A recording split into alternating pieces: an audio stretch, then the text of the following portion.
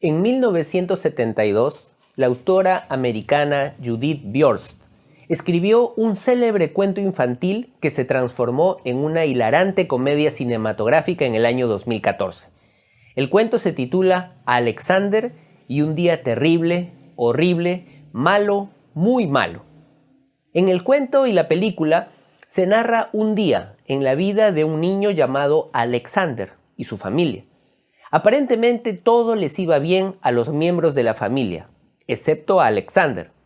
Es entonces que una noche él pide un deseo: que todos los miembros de su familia puedan pasar un día tan malo como los que él estaba pasando.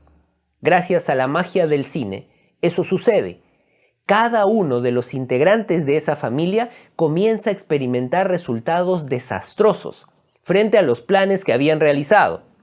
Ascensos laborales fallidos, pérdida de trabajo, rompimientos sentimentales e incluso el posible fracaso en una presentación teatral largamente esperada. A todos les va terriblemente mal, con excepción de Alexander. La comedia realmente arranca muchas risas cuando vemos lo mal que le puede ir a una familia que comenzó el día como cualquier otro y que poco a poco este se va complicando sin que ellos pudieran hacer nada por evitarlo. Allí radica el éxito de una comedia. Las situaciones difíciles, molestas, incomprensibles o absurdas son muy graciosas cuando le suceden a otras personas. Sin duda, vivimos tiempos complicados. No solamente estamos en medio de una crisis sanitaria como nunca habíamos vivido, sino que también la economía nacional y personal ha sufrido un tremendo impacto negativo. Muchas personas han perdido sus puestos de trabajo o han visto sus salarios reducidos drásticamente, mientras que otras luchan por mantenerse económicamente activas, tratando de ahorrar lo máximo posible, y algunas más se han reinventado y han comenzado actividades económicas diferentes, buscando subsistir. En esto no hay nada de gracioso. Adicionalmente, la estabilidad política de nuestra nación es desafiada por la súbita vacancia del presidente y la asunción de un nuevo gobernante. Frente a esto, y como consecuencia de todo lo mencionado, muchos de nosotros sentimos que la luz al final del túnel no aparece, sino que la oscuridad de un futuro incierto se hace cada vez más intensa. ¿Cómo te sientes ahora? Seguramente, como muchos, nos podemos sentir con mucho temor, porque parece que las cosas van de mal en peor. Esta sensación puede llevarnos a expresar nuestra desesperación por medio del llanto, del enojo o de la apatía completa. Es decir, ya no me importa nada. O también podría llevarnos a buscar la mayor cantidad de información posible y tratar de anticiparnos al futuro, lo cual es bastante difícil, ¿no? Por un lado, podemos reaccionar con cólera e indignación y comenzar a manifestarnos por las redes sociales o incluso marchando por las calles o haciendo sonar cacerolas. Por otro, podemos desanimarnos, volvernos escépticos ante todo discurso y encerrarnos en nosotros mismos, pidiendo que este tiempo termine. Ambas posibilidades son entendibles y hasta cierto grado son justas. Hoy domingo no vengo a dorarte la píldora o a decirte que todo va a mejorar por arte de magia. No te voy a decir que veas el vaso medio lleno y que con optimismo saldremos adelante. Ese es un discurso barato y muy usado que solamente trae más desánimo o frustración. Hoy quiero compartir contigo un episodio de la vida de un hombre que experimentó complicaciones terribles en su vida, una tras otra, pero que mantuvo la tranquilidad porque encontró las 3 señales correctas que le dieron la orientación a su vida. ¿Quieres saber quién fue? Acompáñame a leer el libro de Hechos de los Apóstoles, en el capítulo 27, los versículos 7 al 15, y posteriormente leeremos los versículos 21 hasta el 25. Tuvimos que navegar despacio por varios días, y después de serias dificultades, por fin nos acercamos a Gnido, pero teníamos viento en contra, así que cruzamos a la isla de Creta. navegando al resguardo de la costa de la isla con menos viento frente al cabo de Salmón. Seguimos por la costa con mucha dificultad y finalmente llegamos a buenos puertos, cerca de la ciudad de Lasea. Habíamos perdido bastante tiempo. El clima se ponía cada vez más peligroso para viajar por mar, porque el otoño estaba muy avanzado, y Pablo comentó eso con los oficiales del barco. Les dijo: «Señores, creo que tendremos problemas más adelante si seguimos avanzando. Naufragio, pérdida de la carga y también riesgo para nuestras vidas». Pero el oficial a cargo de los prisioneros les hizo más caso al capitán y al dueño del barco que a Pablo. Ya que Buenos Puertos era un puerto desprotegido, un mal lugar para pasar el invierno, la mayoría de la tripulación quería seguir hasta Fenice, que se encuentra más adelante en la costa de Creta, y pasar el invierno allí. Fenice era un buen puerto, con orientación solo al suroccidente y al noroccidente. Cuando un viento suave comenzó a soplar desde el sur, los marineros pensaron que podrían llegar a salvo. Entonces levaron anclas y navegaron cerca de la costa de Creta. Pero el clima cambió abruptamente y un viento huracanado, llamado nororiente, sopló sobre la isla y nos empujó a mar abierto. Los marineros no pudieron girar el barco para hacerle frente al viento, así que se dieron por vencidos y se dejaron llevar por la tormenta. El apóstol Pablo había sido comisionado a predicar el evangelio a todos aquellos que no eran judíos. Había viajado casi por toda Asia cuando fue detenido en Jerusalén y se le envió preso hacia Roma para ser juzgado por sedición. El apóstol más famoso había comenzado la última etapa de su vida yendo a testificar de su fe ante las autoridades romanas y ante el mismo emperador. Es durante este viaje que se sitúa este episodio. El viaje se tornaba difícil debido a los vientos en contra y a la posibilidad de que se desatase una tormenta en el mar. Esto es advertido por el apóstol, quien al percatarse de que todos los signos del clima pronosticaban una tormenta, avisa del peligro a los encargados tratando de evitar una desgracia. El versículo 10 nos dice: «Señores, creo que tendremos problemas más adelante si seguimos avanzando. Naufragio, pérdida de la carga y también riesgo para nuestras vidas». Sin embargo, esta advertencia no fue escuchada. Cuando las cosas se complican, las personas tendemos a seguir 3 consejos errados. El primer consejo errado es el que yo llamo el consejo de los expertos o los gurúes. Dice el versículo 11: «Pero el oficial a cargo de los prisioneros les hizo más caso al capitán y al dueño del barco que a Pablo». El texto no menciona que Pablo tuviera un conocimiento excepcional de una travesía por mar, ni tampoco menciona que debía hacerle caso a Pablo porque tenía algún conocimiento sobrenatural oculto. El relato muestra que todas las condiciones climáticas anunciaban el arribo de una tormenta, pero los encargados no hicieron caso. Prefirieron escuchar a los expertos o a aquellos que te dicen lo que deseas oír. Muchas veces nos basta con evaluar la situación para saber que algo está mal o que no se debe hacer. Muchas veces sabemos que hay algunas acciones que son ilegales o no están permitidas por las normas. Sabemos que debemos actuar según nuestros principios y no según nuestra conveniencia. Sabemos que tenemos que actuar con veracidad a pesar de que puedo salir perjudicado, pero es allí donde prefiero escuchar las opiniones de personas que te dicen lo que deseas oír y fallas al hacerle caso. En tiempos en donde la inestabilidad cunde por todos lados y las voces del temor y la duda son las que suenan más fuerte, hay que tener mucho cuidado de aquellos consejos que te garantizan soluciones rápidas, remedios milagrosos o recetas que aseguran bienestar o éxito automático. El segundo consejo errado es el que aparece en el versículo 12 y dice así: ya que Buenos Puertos era un puerto desprotegido, un mal lugar para pasar el invierno, la mayoría de la tripulación quería seguir hasta Fenice, que se encuentra más adelante en la costa de Creta, y pasar el invierno allí. Fenice era un buen puerto, con orientación solo al suroccidente y al noroccidente. Yo le llamo a este mal consejo el consejo de la mayoría. Esto significa que la idea popular es la idea más peligrosa.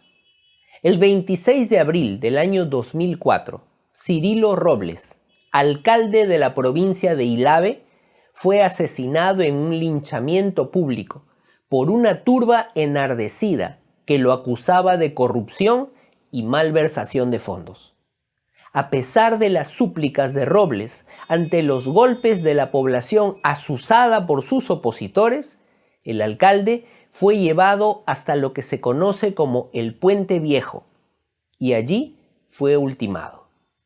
Un año después de ese fatídico incidente, 2 informes de la Contraloría General de la República demostraban que Cirilo Robles nunca se benefició de dinero alguno de su municipio.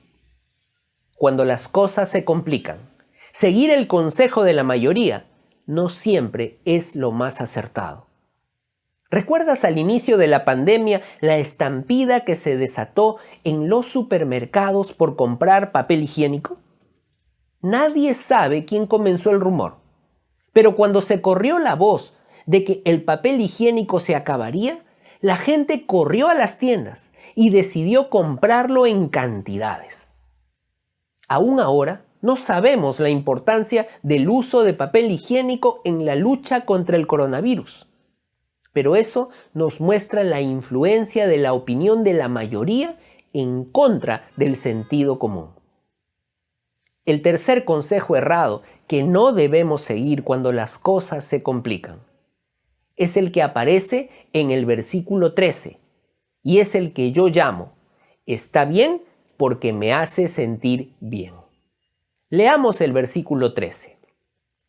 Cuando un viento suave comenzó a soplar desde el sur, los marineros pensaron que podrían llegar a salvo.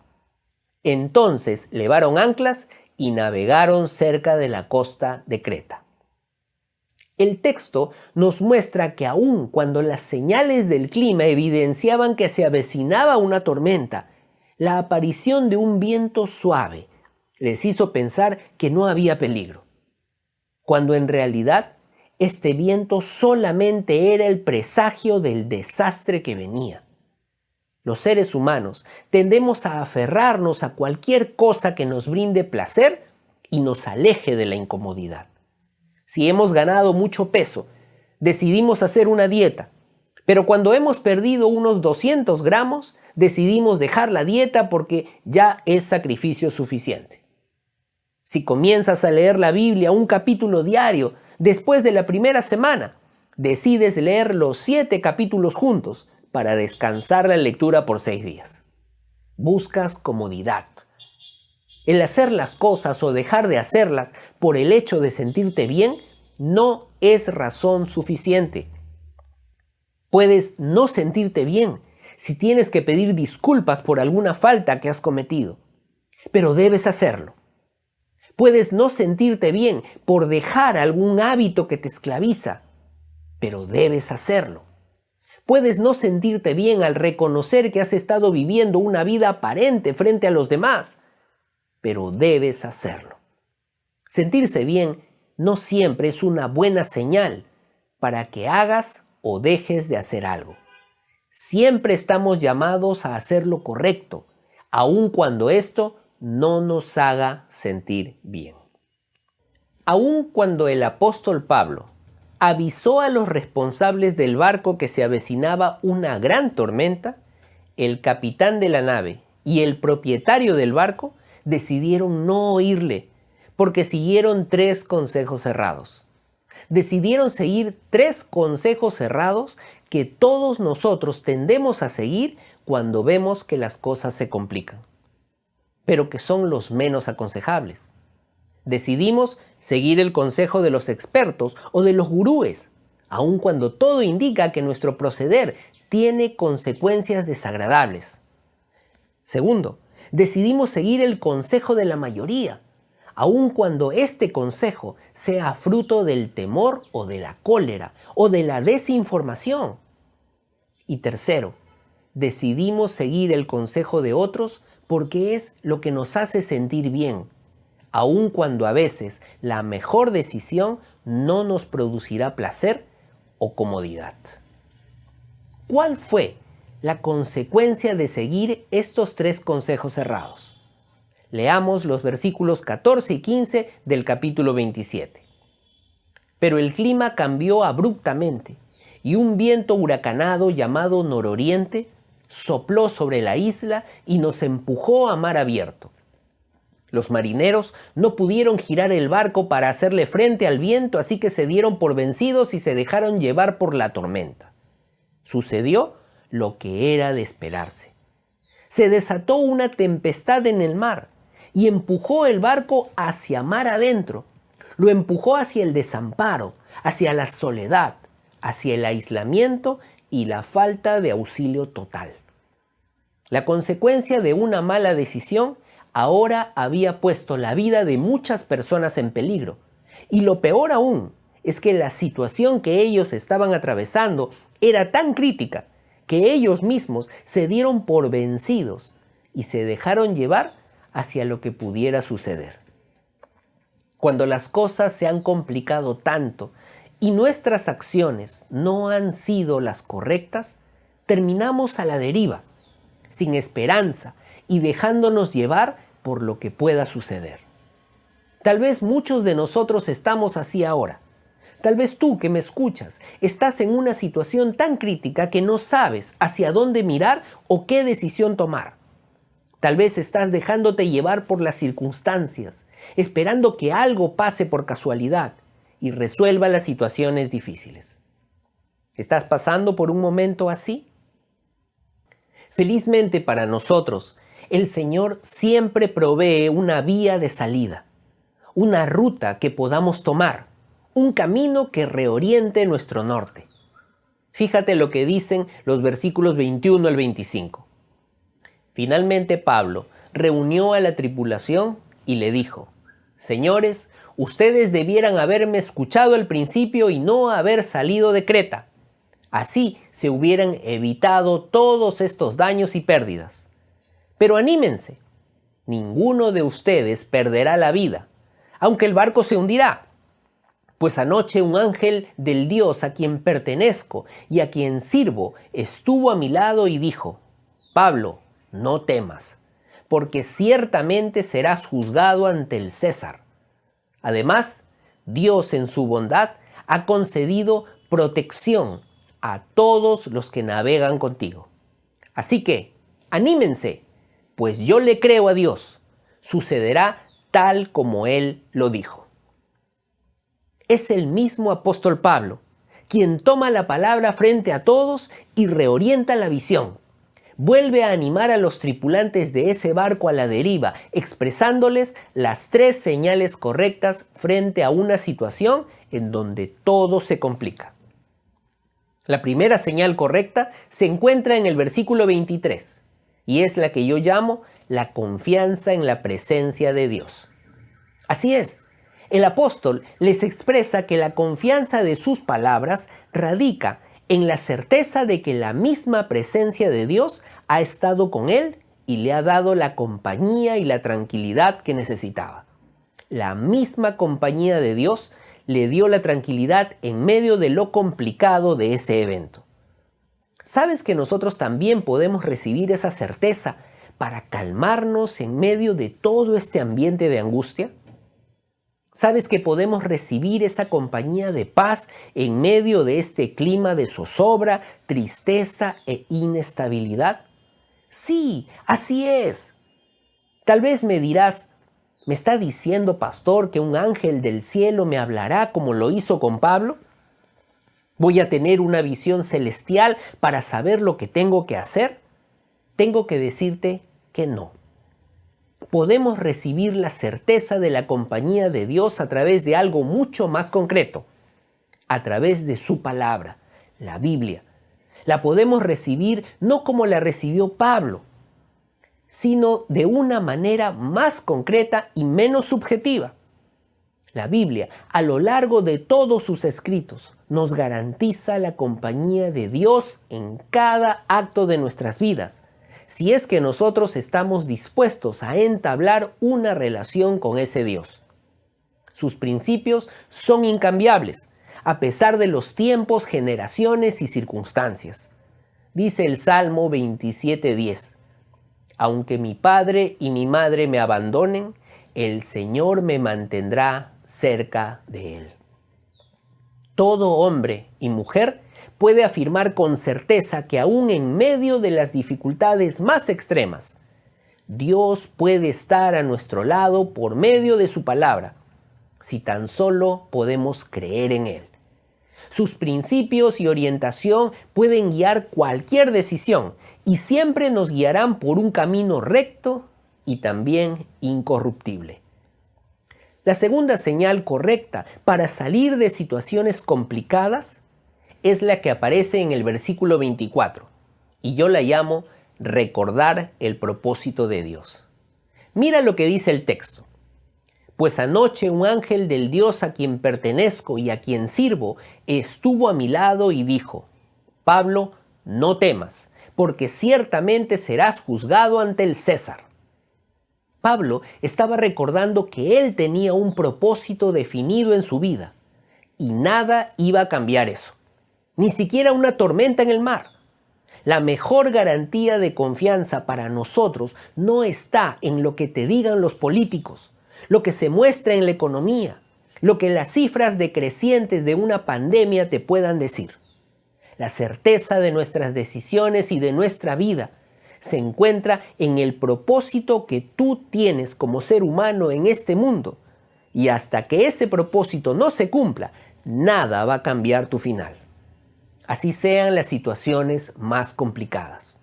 No creas que soy fatalista y te expreso que tienes un destino definido que no podrás cambiar así lo quieras. No te hablo de esos clichés que puedes escuchar y que te afirman que eres escogido para ser un ganador, un triunfador o aquel que va a cambiar el mundo porque tienes un destino de grandeza. Eso suena bien, pero no deja de ser solo motivación.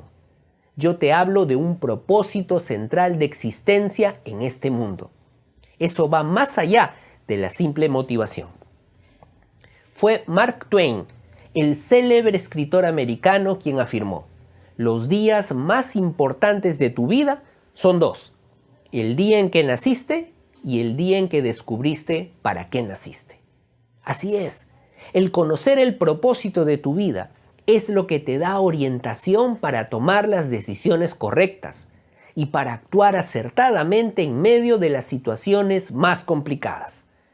El apóstol Pablo sabía que su misión era ir a Roma y predicar allá, por lo que esa tempestad, aun cuando era atemorizante, no iba a cambiar el objetivo de su vida.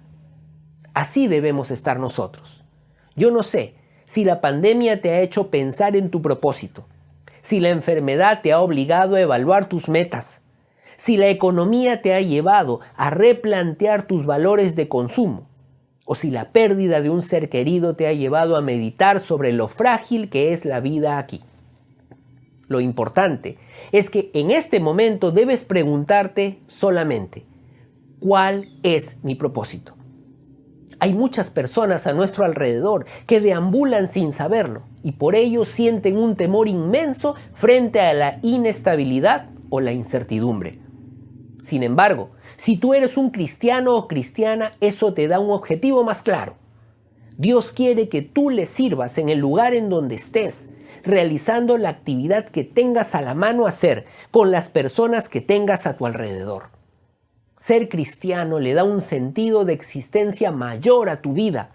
No importan las circunstancias que vivamos, yo estoy llamado a seguir confiando en Dios y a animar a los que me rodean para no desmayar. Yo debo ser el instrumento de cambio, el instrumento de ánimo, el instrumento de transformación de mi familia y también de mi sociedad. Ese es mi propósito. Pero no lo hago simplemente por mi conciencia cívica, sino porque tengo un Dios quien me enseña eso en la Escritura. ¿Sorprendido? Sí, así es. La Escritura me enseña cuál es mi rol como ciudadano, como padre, como madre y como hijo. La Escritura me enseña a relacionarme con los demás y a tomar decisiones trascendentes. Encuentra tu propósito y no tendrás temor a pesar de que las cosas se compliquen. La tercera y última señal correcta la encontramos en el versículo 25 y yo la llamo la promesa de Dios. Dice el texto bíblico: así que anímense, pues yo le creo a Dios. Sucederá tal como Él lo dijo. Es aquí donde el apóstol Pablo pone en evidencia su fe. ¿Sabes una cosa? La fe no es algo místico que te lleva a creer en algo no existente. Ese es el error más común y por ello muchas personas critican la fe en Dios. La fe es algo concreto. Es actuar de acuerdo con tus convicciones confiando que lo que crees producirá un resultado. Pablo expresa algo muy profundo. Yo le creo a Dios y yo voy a actuar de acuerdo con eso. Fe es acción acorde con tus convicciones. Desafortunadamente vivimos en un tiempo en donde las convicciones son tan cambiantes como el clima o el sentido del viento. Las personas a nuestro alrededor le llaman bueno a algo y luego lo condenan días más tarde. Prometemos fidelidad a personas o instituciones y con nuestros actos desdecimos lo que afirmamos con los labios.